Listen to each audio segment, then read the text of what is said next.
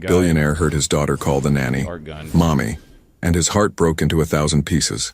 Before we begin, drop a comment telling us which city you're watching from. And once the story ends, don't forget to rate it from 0 to 10. Oh, and make sure to follow our channel for more stories like this. Now, sit back and enjoy every detail. The elevator climbed 37 floors in complete silence, carrying Callie Ashford toward a job interview that would change everything. Through the glass walls, Seattle's skyline stretched endlessly, but all she could think about was the tremor in the agency director's voice when she'd called that morning. Emergency placement, Mrs. Hendricks had said. High-profile family. What? The father is complicated. 4-year-old daughter. They've gone through 6 nannies in 8 months. Callie pressed her sweaty palms against her modest black dress, the only professional outfit she owned that wasn't wrinkled from her tiny studio apartment's broken closet door. At 29, with a psychology degree and mountains of student debt, she couldn't afford to be picky. But something about this felt different. The elevator doors opened to reveal a penthouse that looked more like a tech showroom than a home. Everything was white, chrome, and glass. Not a single crayon mark, not one misplaced toy. It was beautiful and sterile, like a museum exhibit titled, How the Other Half Lives. Miss Ashford? The voice belonged to a man who looked like he'd stepped out of a business magazine cover. Tall, sharp-featured, with dark hair that probably cost more to maintain than her monthly rent. Emerson Wren. She'd Googled him during the elevator ride. Tech mogul, AI pioneer, billionaire widower. Mr. Wren? She extended her hand, noticing how his handshake was firm but brief, like he was already calculating the exact duration of human contact required for politeness. Thank you for coming on such short notice. His tone was clipped. Professional. My previous employee left yesterday. No notice. Employee. Not nanny. Not caregiver. Employee. May I ask what happened? Something flickered across his face. Annoyance. Maybe frustration. Flora is particular. She doesn't warm up to people easily. As if summoned by her name, a small figure appeared at the top of the floating staircase. Flora Wren was tiny for 4, with dark curls that desperately needed brushing and wearing a princess dress that had clearly been expensive but looked like it had been slept in. Callie's trained eye caught the details other nannies probably missed. The way the child stood perfectly still, like she was afraid to take up space. How she clutched a stuffed elephant that had seen better days. The only worn-out thing in this pristine palace. Hello, Flora, Callie called softly, not moving toward the stairs. I'm Callie.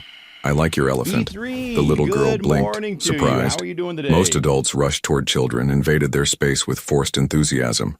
Callie had learned that sometimes the most powerful thing you could offer a child was patience.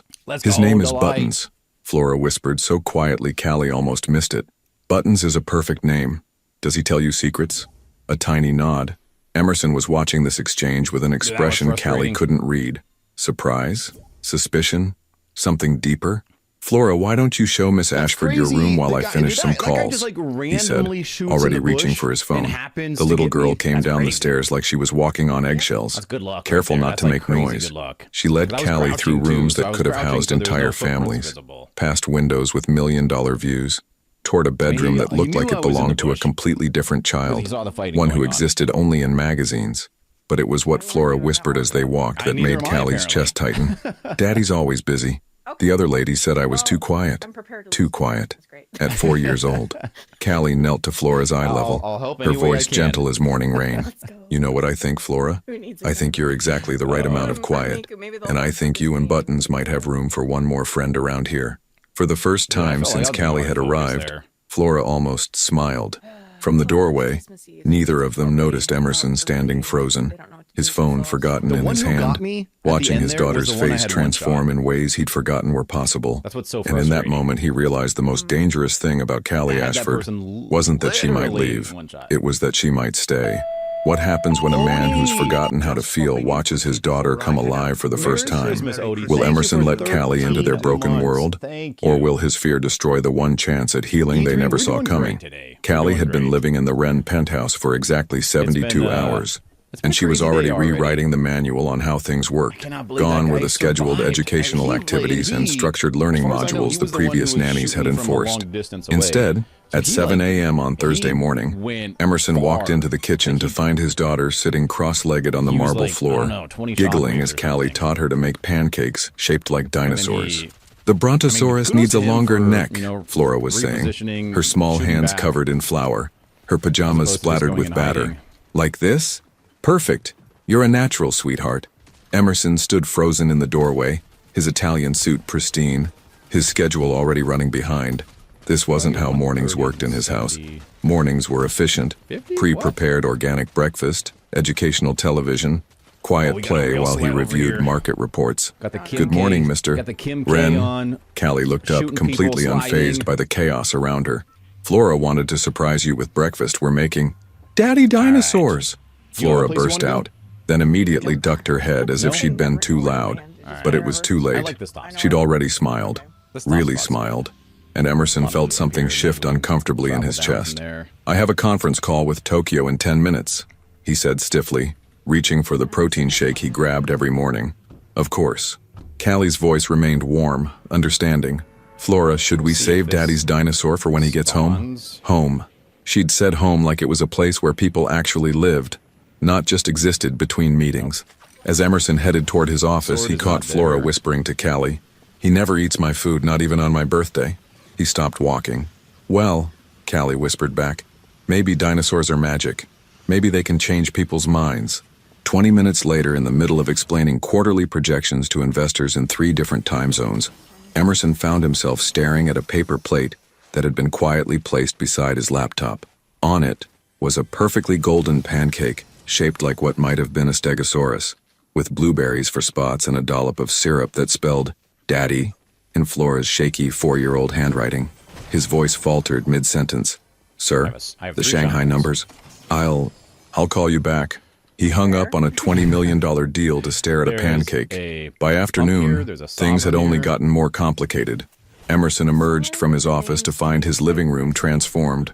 The pristine white couch was now Fort Flora, cushions everywhere, blankets draped like a tent with Callie and his daughter inside, reading a story about a little girl who lived in a castle but dreamed of muddy puddles. And then Princess Penelope took off her fancy shoes.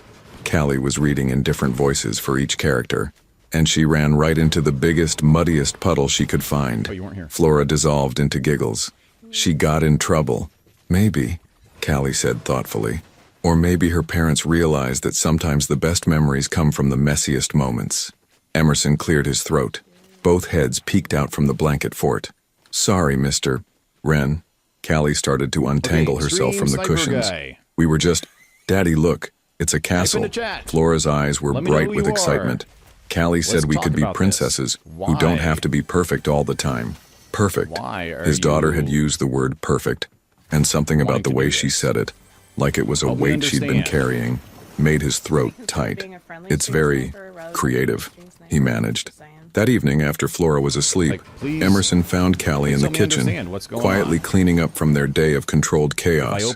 She'd changed from her play clothes into a simple sweater and jeans, her hair pulled back in a loose ponytail. She looked real in a way that made his sterile world seem suddenly empty. She's asleep, Callie said without looking up from the dishes. She wanted to wait for you to say goodnight, but I was on a call with London. I know. There was no judgment in her voice, just quiet understanding that somehow felt worse than accusation. They worked in silence for a moment, him putting away toys he'd never seen Flora actually play with before, her finishing the dishes in his $1,000 sink like she'd been doing it her whole life. The other nannies, Emerson said suddenly, they had rules, schedules, structure. Callie turned, studying his face. Structure is important, but so is joy. Joy is unpredictable. Unpredictability is, he searched for the word, human. He looked at her sharply, but there was no challenge in her expression. Just that infuriating gentleness that seemed to be dismantling his carefully constructed world, one pancake at a time. Flora's mother was, he started, then stopped. He never talked about Isabella. Not to anyone. Flora told me, Callie said quietly. She said Mommy is in heaven, but she can't remember what she looked like. The air left his lungs. She asked if that made her bad. Callie continued, her voice so soft he had to strain to hear it. I told her that love doesn't need a face to be real. And there it was. The crack in the wall he'd spent 4 years building. Because standing in his kitchen at 9 p.m. watching this woman who'd been in his life for 3 days somehow understand his daughter better than he did, Emerson Wren realized the most terrifying truth of all. Flora wasn't the only one who was getting attached. The first sign that everything was changing came on a rainy Tuesday afternoon when Emerson's phone buzzed during the most important board meeting of the quarter. Flora has a slight fever. Nothing serious, but she's asking for you. Callie. He stared at the message for 30 seconds while investors discussed market projections worth millions. His daughter was sick. She was asking for him. When was the last time Flora had asked for him for anything other than a glass of water or permission to watch TV? Gentlemen, we'll reconvene tomorrow, he announced, standing abruptly. Something urgent has come up. 40 minutes later, he was walking through his front door at 2 p.m. on a Tuesday. Something that hadn't happened in ever. Daddy? Flora's small voice drifted from the couch, where she lay curled under a soft throw blanket that definitely wasn't from his minimalist collection. Callie must have brought it from home. Hey, little bird. The nickname slipped out before he could stop it, something he used to call her when she was a baby, before grief made him forget how to be gentle. Flora's eyes widened. She remembered. Callie made me soup, she said, snuggling deeper into the blanket. And she sang the song about the mockingbird. But she doesn't know all the words like Mommy did. Emerson's chest tightened. Flora rarely mentioned Isabella anymore. From the kitchen he could hear Callie humming softly. The same lullaby Isabella used to sing, though she'd been right about not knowing all the words. She was improvising, making up lyrics about brave little girls and their elephants named Buttons.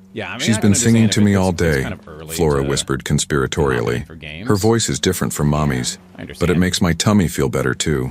Different from Mommy's. Not better, not worse, just different. Like there could be space in Flora's heart for both memories and new moments. When Callie emerged from the kitchen carrying a steaming mug, she froze, seeing him there. I'm sorry. I didn't expect you home so early. You texted me, he said simply. I know, but I meant if you had time later, not that you should drop everything and... Callie. Her name stopped her mid-ramble. You texted me because my daughter was sick and wanted me. Thank you. Something shifted in her expression. Relief, maybe, or surprise that he'd actually come. The fever broke about an hour ago, she said softly, but she wanted to wait for you before taking her nap. Emerson looked at his daughter, who was trying very hard to keep her eyes open, clutching Buttons with one hand and reaching toward him with the other. Will you read to me, Daddy? The one about the little prince? The Little Prince.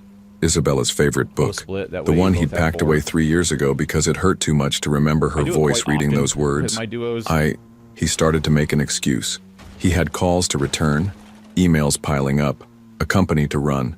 But Callie was quietly moving toward the kitchen, giving them space. And Flora was looking at him with such hope that he found himself sitting on the edge of the couch, accepting the worn paperback his daughter produced from beneath her blanket. I kept it, Flora said shyly, even though it made you sad. His heart cracked open a little more. As he began to read, his voice rusty from disuse, Callie moved around them like she belonged there, dimming lights, adjusting Flora's blanket, bringing him tea he didn't ask for but somehow needed. By the time he reached the part about the fox and taming, Flora was asleep, her small hand still holding his. The most beautiful things in the world cannot be seen or touched, he read quietly to his sleeping daughter. They are felt with the heart. When he looked up, Callie was standing in the doorway and there were tears in her eyes. She missed this, Callie whispered. She missed you. I know. The admission felt like pulling glass from his chest. After Isabella died, everything hurt, including her, especially her. She looks so much like... I know, Callie said, and somehow she did. They sat in comfortable silence as rain continued to fall against the windows, Flora sleeping peacefully between them. And for the first time in 4 years, Emerson's house felt like something it had never been before. It felt like home. Callie, he said as she started to gather the empty soup bowls. Yes? The lullaby. Isabella used to sing it, but she changed the words too. Made them about Flora, about how much she loved her. Callie's hand stilled on the dishes. Maybe, he continued, his voice barely above a whisper. Maybe you could teach me the version you made up, so Flora can have both, the memory and something new. When Callie smiled, it was like sunrise after the longest night. And for the first time since Isabella died, Emerson wondered if healing wasn't about forgetting the past, but about being brave enough to let new love grow alongside old memories. It happened on a Saturday morning in the produce section of a regular grocery store, the kind of place Emerson Wren hadn't set foot in since college. Callie had mentioned that Flora had never been grocery shopping, never picked out her own cereal or chosen apples by squeezing them first. Every child should know what it feels like to reach for something they want, she'd said, with that gentle conviction that was becoming dangerously familiar. So there he was, watching his daughter compare the merits of Cheerios versus Lucky Charms with the seriousness of a Supreme Court justice, while Callie laughed at something Flora whispered about marshmallow shapes. "The stars are obviously the best part," Flora declared, holding up the box like a trophy. "Obviously," Callie agreed solemnly, "though I've always been partial to the moons. Moons are good too," Flora conceded. "Daddy, what do you like?" Emerson stared at the colorful boxes, realizing he had no idea. When had he stopped having preferences about anything that didn't involve profit margins? "I think," he said slowly, "I like whatever makes you smile like that." And Flora did smile, huge and bright and completely unself-conscious. And Callie looked at him with something that might have been pride. And suddenly, Emerson understood why people wrote songs about ordinary moments. That's when he saw them. Mrs. Pemberton from his country club was 2 aisles over, whispering urgently to another woman, both of them stealing glances at his little makeshift family. By Monday morning, the gossip would be everywhere. Emerson Wren, the grieving widower, playing house with the help. The magic shattered like glass. "We should go," he said abruptly, his voice returning to its familiar corporate tone. "But Daddy, we haven't gotten ice cream yet," Flora protested. Callie said we could pick 2 flavors. Another time, the drive home was silent except for Flora's confused questions, which he deflected with promises of ordering whatever she wanted delivered instead. In the rearview mirror, he could see Callie's reflection, her expression carefully neutral, but he caught the way her hands twisted in her lap. She knew. Somehow, she always knew. That evening, after Flora was in bed, Emerson found Callie in the kitchen preparing her simple dinner of leftovers. She'd been doing that lately, cooking for Flora and him, then eating alone later, like she was afraid to take up too much space at their table. "About today," he began. "You don't owe me an explanation," she said quietly, not looking up from her plate. "I think I do." She finally met his eyes, and the understanding there was almost worse than anger would have been. "People are talking," he said. "About us. About what this looks like. And what does it look like?" The question hung between them like a challenge. What did it look like when a billionaire CEO came home early to read bedtime stories? When he spent Saturday mornings choosing cereal with a woman who wasn't his wife? When he caught himself listening for her laugh from his office? Or watching the way she braided his daughter's hair like it was the most important thing in the world? "It looks like something it's not," he said finally. Callie nodded slowly, and he saw the exact moment she pulled back, rebuilt the professional distance he'd been unconsciously erasing for weeks. "Of course, you're right." Her voice was steady, but he caught the slight tremor. "I'll be more careful about boundaries. Flora and I can do our activities when you're at work, so there's no confusion about my role here." Her role. Employee. Nanny. Not the woman who made his daughter laugh. Not the person who'd somehow taught him to feel again without him realizing it was happening. That would be best, he agreed, even as everything in him screamed that it was the worst idea he'd ever had. But later that night, lying in his empty king-sized bed, staring at the ceiling of his pristine master suite, Emerson couldn't stop thinking about Flora's face in the grocery store. The pure joy of choosing her own cereal. The way she'd reached for Callie's hand when a stranger's dog barked too loudly. The easy intimacy of a family he'd never thought he could have again. He thought about Callie's expression when he'd pulled away. The careful way she'd started calling him Mr. Wren again instead of just Emerson. How she'd quietly removed the little touches that had made his house warmer. The throw blanket, the flowers from the farmer's market, the family photo Flora had drawn that had been stuck to the refrigerator. His house was returning to its former pristine state. Empty, cold, safe. But down the hall, he could hear Flora crying. When he crept to her door, he found her clutching buttons, tears streaming down her small face. "What's wrong, little bird? Is Callie leaving?" she whispered. She seemed sad, like the other ladies before they went away. Emerson's chest tightened. "Why would you think that? She's different now. She doesn't sing anymore." And today at the store, you got the scary voice. The one that makes people go away. The scary voice. His professional voice. The one that had been protecting him for so long he'd forgotten it was a weapon too. Daddy. Flora's voice was so small it barely disturbed the silence. I don't want Callie to go away. I love her. And there it was. The truth his 4-year-old daughter could say that he couldn't. Because as Emerson held his crying daughter and realized he'd already started losing the best thing that had happened to them in years, he finally understood the real problem. Flora wasn't the only one who loved Callie Ashford. 3 weeks of careful distance had turned the Wren penthouse back into a museum. Callie arrived precisely at 8 a.m., performed her duties with quiet efficiency, and left by 6 p.m. sharp. No more impromptu pancake breakfasts. No more blanket forts. No more laughter echoing through rooms that had forgotten what joy sounded like. Flora had stopped asking why Callie seemed sad. She'd simply gotten quieter too, like she was trying to take up even less space than before. Emerson told himself this was better. Professional. Clean. Safe. He was lying to himself, and everyone knew it. The breaking point came on a Thursday afternoon when his assistant buzzed his office line. "Mr. Wren, there's a situation at Flora's preschool. They're asking for you to come immediately." His blood turned to ice. "What kind of situation?" "I don't have details, sir. Just that they need a parent or guardian there as soon as possible." Emerson was out the door before the call ended, his mind racing through every worst-case scenario. Accident, injury, something he couldn't fix with money or influence or the cold authority that solved every other problem in his life. He found Flora in the school director's office, sitting in a chair that dwarfed her small frame, her face blotchy from crying. Miss Rodriguez, her teacher, looked up with relief when he entered. "Mr. Wren, thank you for coming so quickly. What happened?"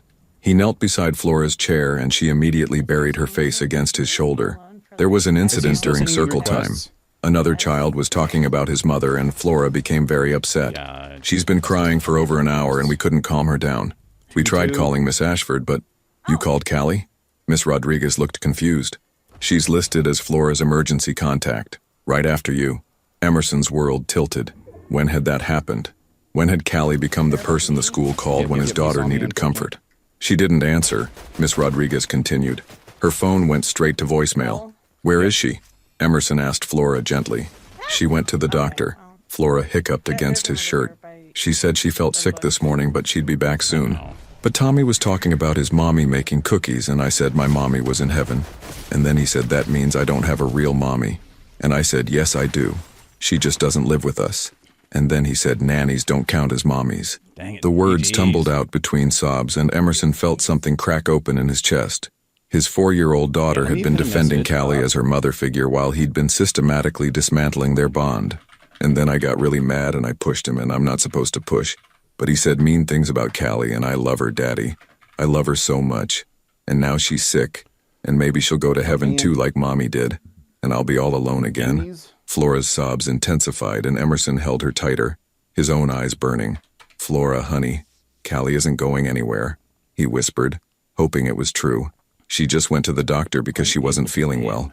People go to doctors to get better, not to go to heaven." But even as he said it, a cold fear settled in his stomach. Callie had looked pale lately, tired. He'd been so focused on maintaining distance that he hadn't really looked at her, hadn't noticed if something was wrong. After getting Flora settled and promising to talk more about appropriate ways to handle conflicts, Emerson drove home with his daughter sleeping in the back seat, emotionally exhausted from her meltdown. The penthouse was empty. No humming from the kitchen, no soft laughter, no Callie. He tried her phone, voicemail. By 7 p.m., when she still hadn't returned, Emerson was pacing the living room like a caged animal. Flora had eaten a quiet dinner and gone to bed early, asking twice if Callie would be there in the morning. He didn't know what to tell her. At 8:30 p.m., his phone finally rang. "Mr. Wren?" Callie's voice was weak, strained.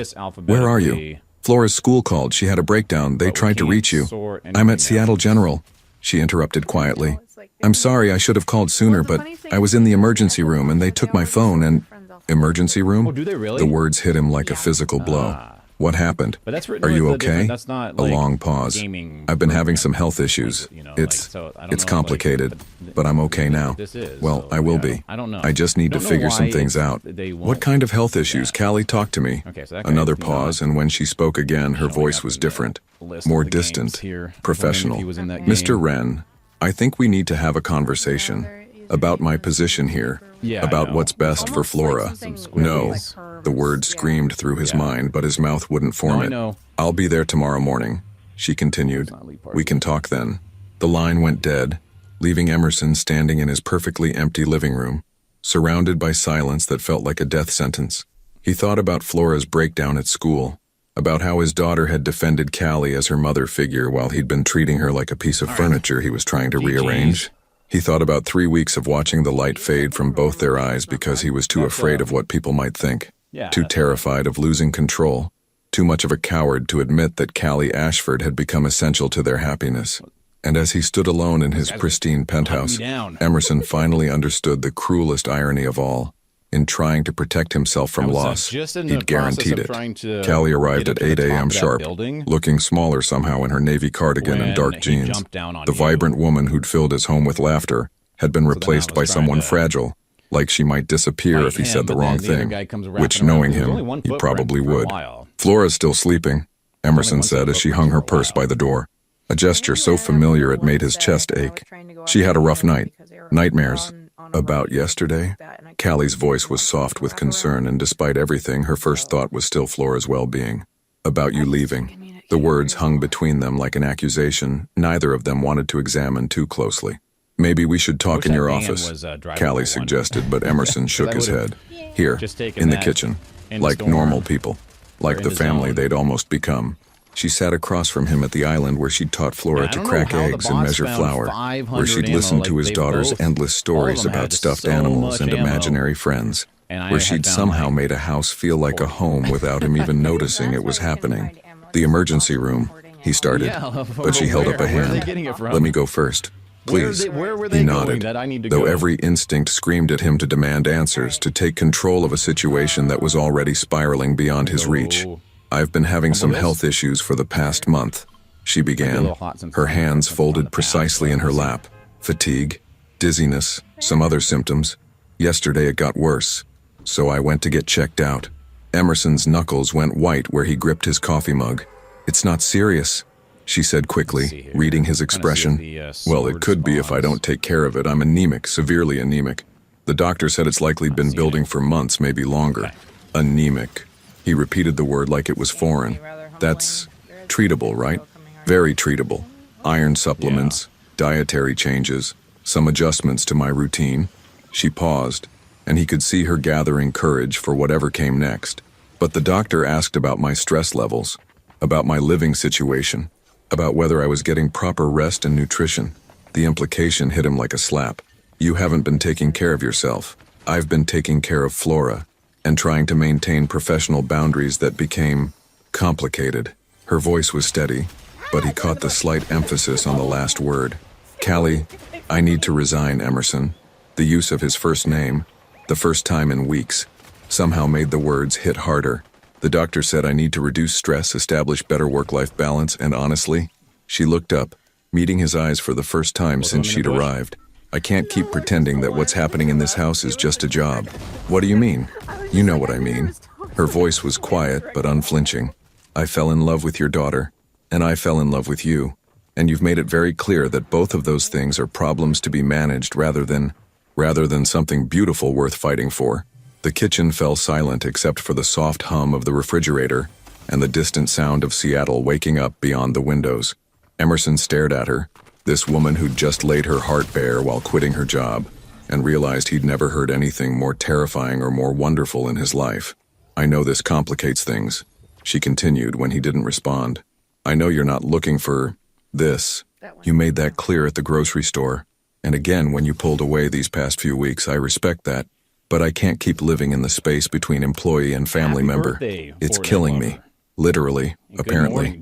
She stood up, smoothing her cardigan with hands that shook slightly. I'll stay through next week to help you find someone new, someone who can maintain appropriate boundaries and won't confuse Flora about what family looks like. Callie, wait.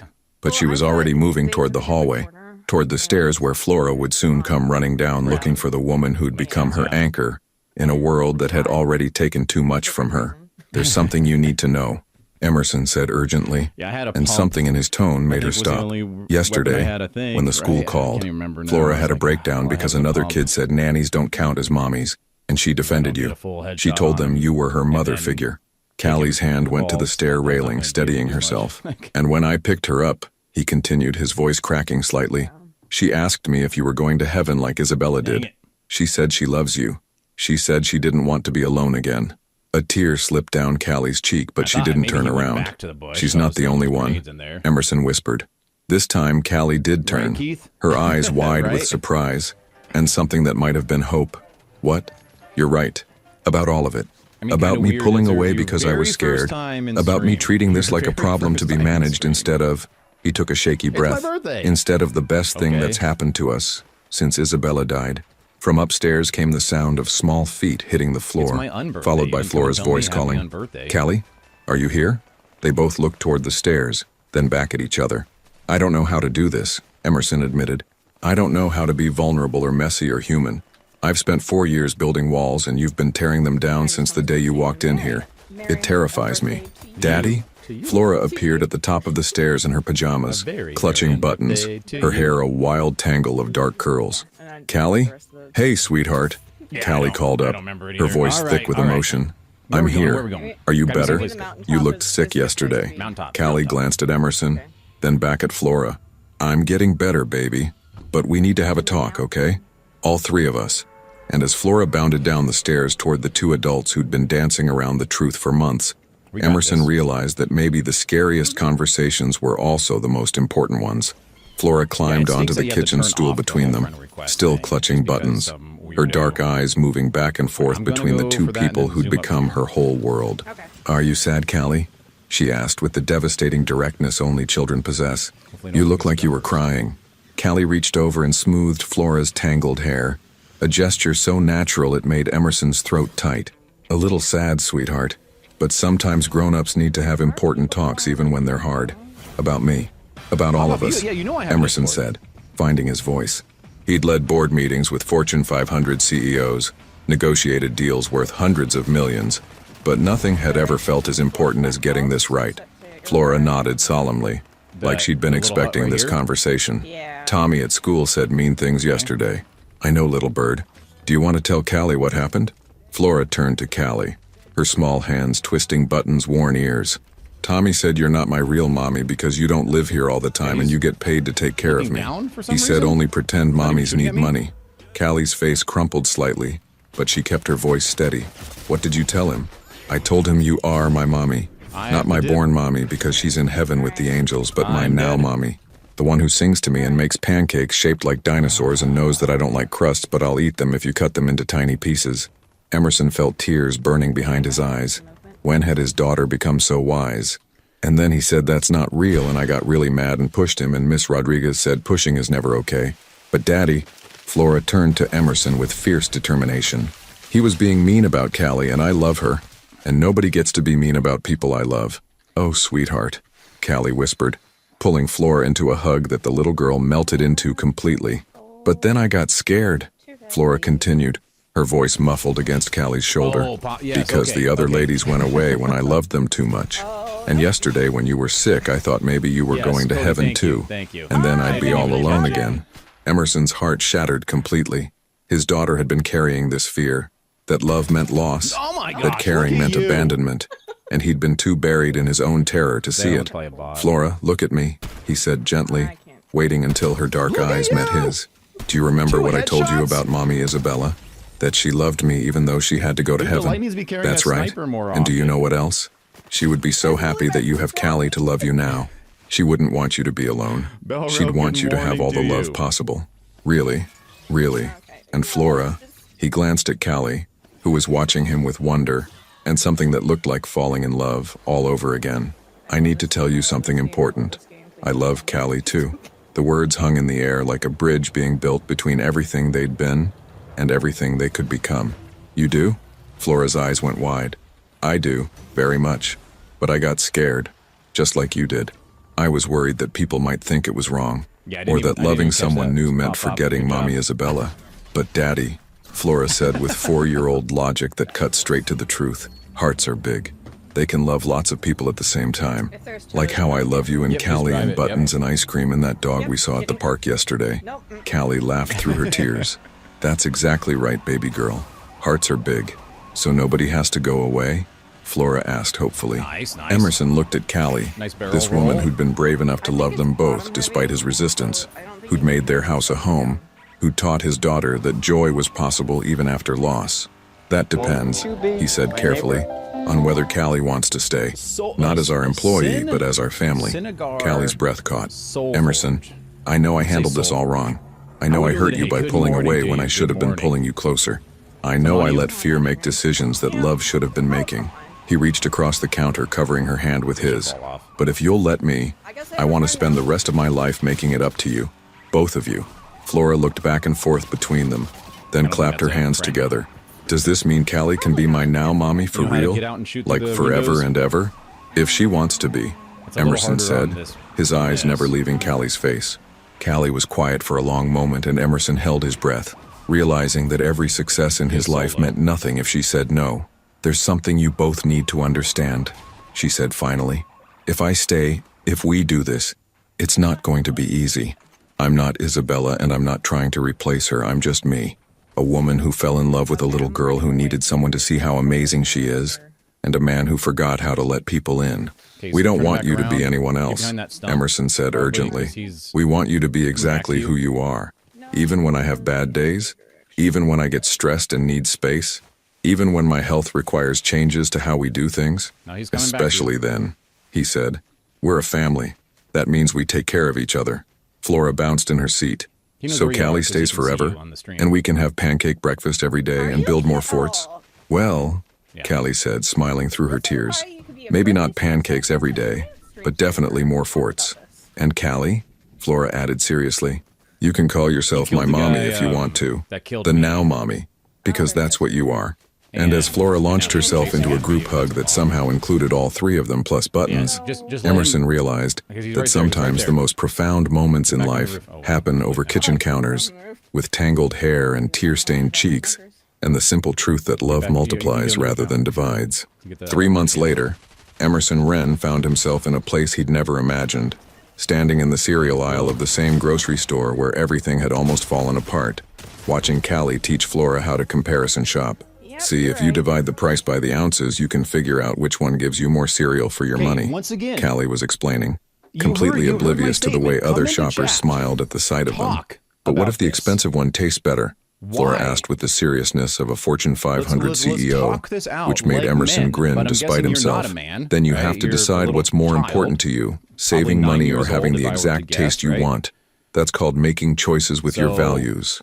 Emerson watched his daughter nod gravely, absorbing this lesson in practical economics and life philosophy, and marveled at how Callie could turn a simple grocery trip into an education in being human. They'd been officially together for 2 months now, though Emerson privately marked their real beginning as that morning in the kitchen, when Flora had taught them both what family actually meant. The transition hadn't been seamless.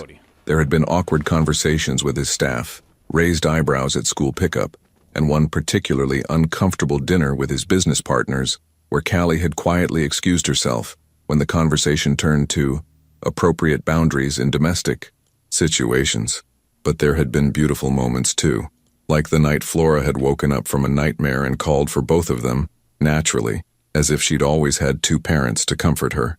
Like the morning Callie had fallen asleep on the couch while reading, and Emerson had found Flora carefully covering her with a blanket, whispering, "Shh, Buttons, now Mommy is tired from taking care of us." Daddy, Flora's voice brought him back to the present. We decided on the healthy cereal that also has marshmallows because compromise is important in families. Very wise, he agreed, accepting the box she handed him with the gravity it deserved. As they moved through the store, Emerson noticed the changes 3 months had brought. Callie looked healthier. The iron supplements and stress reduction had brought color back to her cheeks and energy back to her step. She'd also started setting boundaries he was still learning to respect. No work discussions during family time, dedicated space in his office for her own freelance child psychology practice, and a weekly date night that was theirs alone. Speaking of compromise, Callie said as they reached the checkout line, I have Okay, so something we're to tell you done both. now, right? Emerson felt his stomach drop. We're done with all Even now, these. part of him still expected the other shoe to We fall, have- for something to threaten the happiness that felt too good to Okay, be so we real. have that. Good news or Okay, so we have complicated this news? cat- a new He cat asked, skin. trying to keep his voice light. Okay, so we have one Good news, extra skin for I every- think. I like all the She extra smiled skins at they're doing Flora, this time. who was arranging their groceries on the conveyor don't belt stack. with No, they mathematical don't precision. stack. I got a call But yesterday from because there's Seattle Children's extra Hospital. days They want to in offer me there, a position developing their then family you're support fine. program. You know what I mean? Emerson blinked. You're fine. That's I incredible. miss That's exactly autoplane, what you've Cody, been working yes. toward. But there's, It is, I don't know the exact she agreed, numbers, but let's but just there was say something there's careful in her tone. 14 The presents thing and is, 19 it would mean more days regular to hours, open presents. some evening So, work, they and don't occasionally stack, being but on you do call have a for couple crisis days situations. in there So, that you can't Flora miss. looked up from her grocery arrangement project. I don't. That sounds important. I don't know if they're just You'd be trying to helping other boost kids their like you help me, numbers, out you of know, the to say mouths that, of look at babes. how many people It are would mean logging some into the changes for game. us. Callie continued, looking I don't between know. them. I couldn't be available all the time like I have been. You'd need to hire additional help for Noah, some good things, and morning Emerson, to you. Good you'd morning. How need to you be doing more today? flexible with your schedule. Emerson studied her face, recognizing the fear beneath her careful explanation. She was waiting for him to tell her it was too much, too complicated, too disruptive to the life they'd built. Let me get When do that, you start? He asked instead. What? Okay, When do you game- start? you wanted Because I'll game need to talk to my assistant about blocking out screen. school pickup times and evening activities. And we should probably discuss childcare where backup do I- plans for when when I- you have emergency calls. Callie stared at him. You're not worried about the changes? What the heck? Callie. He moved closer, not caring that they were that's blocking right, the I've gotta do checkout it to my line or other that app. Flora was listening to every word. 3 months ago, I almost lost you because I was so afraid of change that I couldn't see you were exactly what we needed. I'm not making that mistake again. But your schedule, your got your work, first skin will already? adapt. Because I thought that's you had what to open families all of do. them. I He thought you had to glanced open down all at the Flora, presents who in was order beaming to up at them get- both. Right, little bird? in order to get Right. the And Daddy, skins. this means Callie gets to help more it only kids like feel better. a certain That's number, like like you being a can find, and then you superhero. can get a skin? As they loaded groceries into the car, Flora chattering excitedly about Callie's new job and all the ways she could help other children, Emerson felt something settle in his chest. Not the desperate fact that happiness you of someone even afraid of losing what they advertise had, but the that your quiet stream sniping contentment of someone who'd learned to trust in what they'd built. is crazy. You know, Callie said as she buckled Flora into her car seat. 6 months ago, if someone had told me I'd be having this conversation, I would have thought they were crazy. The job offer? All of it. The job, this family, you. She looked at him over Flora's head, and her smile was soft with wonder. Sometimes I still can't believe you chose this. Chose us. Callie. He waited until she was looking directly at him. I didn't choose this despite the complications. I chose it because of what those complications mean. They mean we're real. They mean we're building something that matters enough to be worth the work. From her car seat, Flora piped up. And they mean I get to keep my now mommy forever, right? Forever and ever, Callie promised, listen, leaning look, down look, to kiss the top of my Flora's friend head requests are open. If as you they wanna drove send me home another through request, Seattle traffic. if you wanna come Flora join the falling party asleep in and the back talk seat. about this, Callie like a reached man, over and took his hand. Thank gonna you, just to she let you said know you're gonna be quietly. muted. For what? For being brave On enough to stream. let us become a family. And as Emerson squeezed her hand, watching the city lights blur past while the two most important people in his world sat beside him, he realized that sometimes the greatest courage isn't in facing the unknown. It's in finally allowing yourself to trust in the love you never saw coming. The crisis started on a Tuesday morning at 3:47 a.m. when Callie's phone rang, with the kind of call that changes okay everything. Emergency at Children's, with being the voice nice, said. but, Multi-car I mean, accident, in 3 reality, families it's like, affected. We need you here just now. don't. Emerson woke to find her already getting dressed in the dark, her movements quick and switch efficient, there? but weighted with the Have gravity a of what she was walking into. Jedi for you How also? long? He asked quietly, not wanting to wake Flora. I don't know. Could be all day, Yeah. maybe longer. She paused, one shoe in her hand.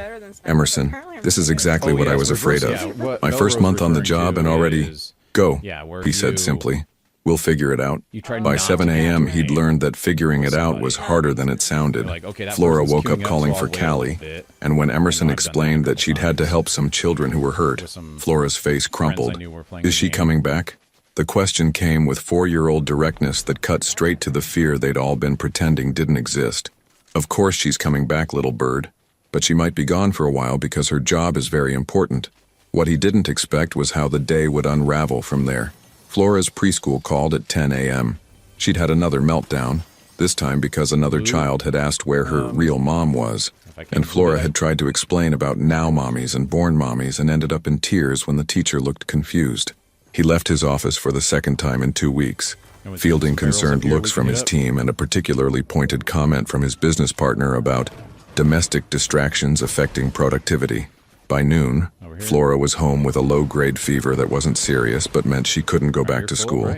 Emerson found himself trying to manage a board meeting via video call while his daughter colored loudly at his desk, occasionally interrupting to ask when Callie was coming home. At 2 p.m., his phone buzzed with a text from Callie. Still here. Situation complex. Won't be home for dinner. I'm so sorry. At 4 p.m., Flora had a complete breakdown because she couldn't remember the song Callie sang when she was sick, and Emerson's attempt to recreate it only made her cry harder. You're doing it wrong, she sobbed. The words are different and your voice is too deep. I want my now, mommy.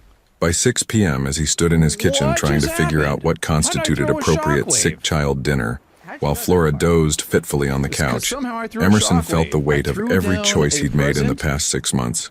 This was what he'd been afraid of. The messiness, the unpredictability, the way love could turn your carefully ordered life upside down without warning. His phone rang. His mother.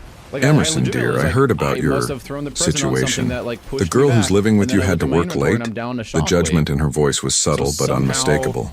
The same tone she'd used when she'd heard about Callie through the social circuit. The same tone that suggested this was exactly what she'd expected would happen when he'd gotten too involved with the help. Callie is working, yes. It's an emergency. Of course.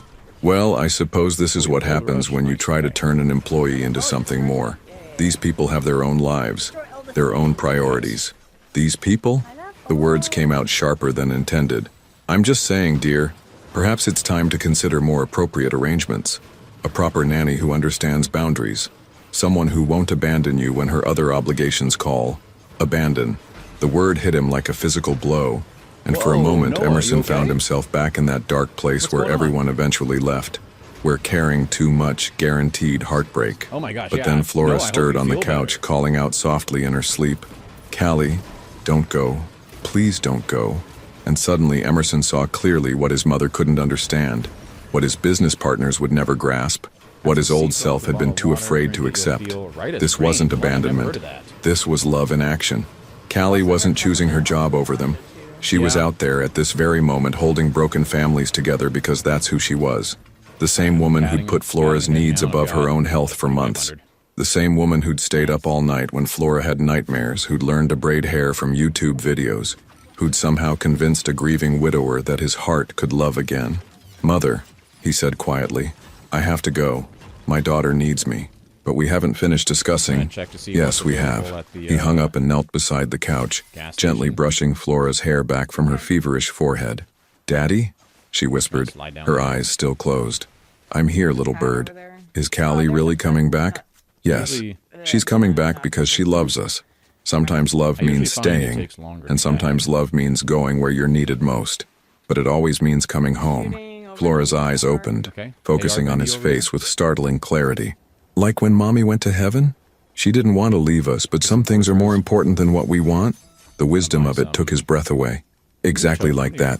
At 11:43 p.m., Emerson was dozing in the chair beside Flora's bed when he heard the soft sound of the front door opening, gentle footsteps in the hallway, a whispered conversation with the night nurse he'd called when Flora's fever spiked.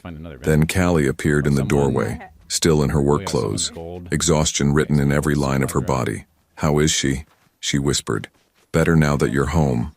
Callie moved to the bed, pressing a soft kiss to Flora's sleeping forehead. I'm so sorry. The situation was, God, Emerson, 3 families torn apart in an instant. I couldn't leave until I knew the children were stable. I know. He stood, pulling her into his arms, feeling the tension leave her body as she melted against him. You did exactly what you needed to do. But Flora was sick, and you had to handle everything alone, and we figured it out. Because that's what families do. She pulled back to look at him, searching his face in the dim light from the hallway. You're not angry? Resentful? Questioning whether this is too complicated? The only thing I'm questioning, he said, his voice rough with emotion, is how I got lucky enough to love someone brave enough to run toward broken hearts instead of away from them. And as they stood together in their daughter's room watching Flora sleep peacefully for the first time all day, Emerson Please realized have one. that real love wasn't about avoiding the storms. It was about learning to dance in the rain together. 6 months into their life as a real family, the moment Emerson had been unconsciously waiting for finally arrived on an ordinary Saturday morning No, I hope that you started feel like better. any Yo, other. whatever, good Callie was at the morning. farmer's market with Need a Flora, tomato? a weekly tradition that had evolved into their special mother-daughter time. Emerson was in his office catching up on reports that couldn't wait until Monday, when he heard the front door open, followed by Flora's excited chatter.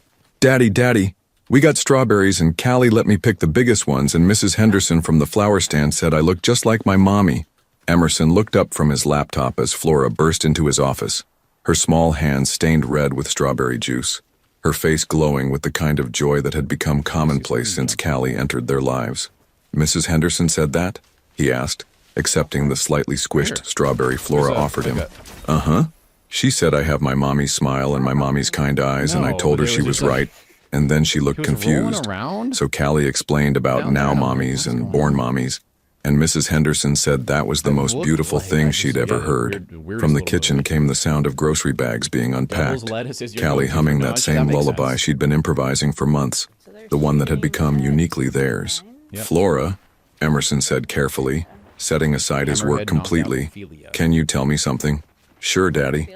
She climbed onto his lap, settling against his chest with the easy trust that still took his breath away. "When you think about Mommy Isabella, what do you remember?" Flora was quiet for a moment, her small fingers playing with the button on his shirt. "I remember her voice. Not words, just the feeling of her voice, like warm honey. And I remember she smelled like flowers. And I remember that she loved me very much even though she had to go to heaven." Emerson's throat tightened. "That's right. She loved you more than anything in the world. I know. And I remember feeling safe when she held me, even though I was just a baby." Flora looked up at him with those dark eyes that were indeed exactly like Isabella's. "But Daddy?" "Yes, little bird. I feel safe with Callie too. Different safe, but the same safe. Does that make sense?" It made perfect sense, and it terrified him and filled him with wonder all at once. "Flora, you know Callie isn't going anywhere, right? Even when her job gets busy, even when things get complicated, she's part of our family now." "I know that." Flora's voice held the patient tone of someone explaining something obvious to a slow adult. "But Daddy, there's something I want to ask you. Anything. Can we make it real? Like, really real?" Emerson's heart stopped. "What do you mean, sweetheart?" "Tommy's parents are getting married next month, and he said that's how you make families official. Can we make our family official? Can you marry Callie so she can be my now mommy forever and forever?" The question hung in the air like a challenge and a prayer and a revelation all at once. From the kitchen, the humming had stopped, and Emerson realized with a jolt that Callie had heard every word. "Flora," he said carefully, "marriage is something grown-ups decide together. It's not just about—" "I know that," Flora interrupted with 4-year-old impatience. "But do you want to marry her? Because I think she wants to marry you too. She gets the same smiley face you get when you look at her, out of the mouths of babes." Before he could answer, Callie appeared in the doorway, her cheeks flushed from more than just the morning market, her eyes bright with unshed tears. "I'm sorry," she said quickly. "I didn't mean to eavesdrop, but—" "Callie!" Flora launched herself from Emerson's lap straight into Callie's arms. "Did you hear? I asked Daddy if he wants to marry you. Do you want to marry us?" Callie caught Flora easily, spinning her around once before setting her down, but her eyes stayed locked on Emerson's face. "That's a very important question, baby girl," she said softly. "Maybe Daddy and I should talk about it." "Yes," Flora clapped her hands. "And I can help plan the wedding. Can I wear a princess dress? Can buttons be in the wedding too? Can we have cake shaped like dinosaurs?" Despite the magnitude of the moment, both adults laughed. "Flora," Emerson said, standing up slowly, "why don't you go wash your hands and think about what color flowers you'd want at a wedding? Just theoretically." "Theoretically," Flora shouted, clearly delighted with the new word, and raced off toward the bathroom, leaving Emerson and Callie alone with the question that had been building between them for months. "So," Callie said, trying for lightness, but not quite achieving it. "Marriage. Marriage," he agreed, taking a step toward her. "That's a big word." "It is." Another step. "Almost as big as forever." "Emerson," her voice was soft, vulnerable. "You don't have to—" "Marry you?" He was close enough now to see the gold flecks in her brown eyes. close enough to count the freckles across her nose that Flora loved to trace with her finger. Callie, I've been trying to figure out how to ask you for 2 months. Her breath caught. You have? I have.